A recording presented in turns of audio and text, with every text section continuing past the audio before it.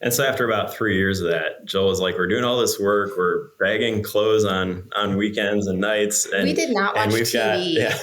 Like we literally, like I was with the kids all day. Paul would get home from school.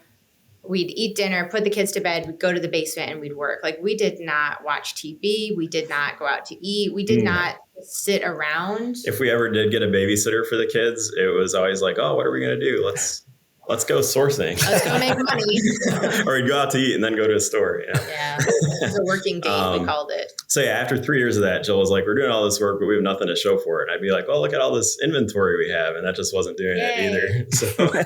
So that's when we started being like, okay, every time Amazon gives us a payout, which was every 2 weeks, let's take a small percent of it and use it for something for ourselves. So that's kind of when that started, probably around the 2016 mark.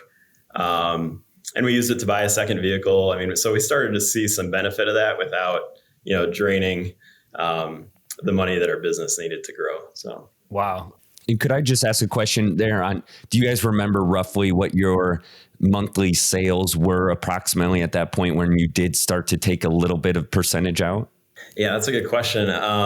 Let's see, yearly in 2016, we probably ended around a $250,000 or 300,000. So what's that? 30,000, not quite 25,000 a month, maybe. Yeah. Awesome. So you saw so you made the decision, you were bootstrapping. It sounds like you were doing your basement. So you were going out sourcing inventory, carrying it down the stairs. Yeah. Was it a full set of stairs? Was it a bi-level? Oh no, it was a ranch 1-level house. So it was a full set. Went down and around. It had a curve in it. Yeah. Yeah, in the basement. Yeah, so you're huffing all that down, you're sourcing, then you're huffing it all back. And when Jill says we started with $100, that's literally all we started with. And we didn't spend it on anything besides inventory. The stuff we needed, we were pulling boxes out of dumpsters and using our bathroom scale to weigh the boxes. My hairdryer. I didn't have a hairdryer. A hairdryer for a heat gun, all that stuff. Just trying to get by and save our money. So wow. Yeah. And so then you start taking a little bit out. And when did you come to the point you're like, wow, this, we might be able to turn this into full time?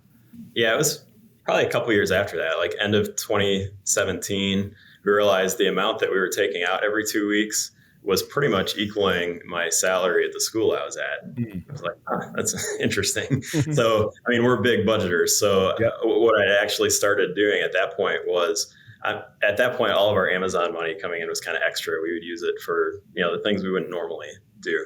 And I started switching that, where I would take our Amazon deposits and use that to pay our living expenses. And the money from the school was extra. So, it wasn't too long after that. I think a big turning point for us was the first conference that Paul went to. Like up until then, this was just a hobby. And I would tell friends, some husbands have hobbies that cost money. My husband has a hobby that makes us money. Because it really was. It was a hobby. Like it was fun and what we would chase after. But then he went to this conference and was surrounded by all these other sellers. And a lot of them had a very similar background to ours. And do you remember what conference that was? It was down in Florida. It was an old CES conference. Oh yeah. With Jim Cockrum. 2017. Yeah. One of those. Oh yeah.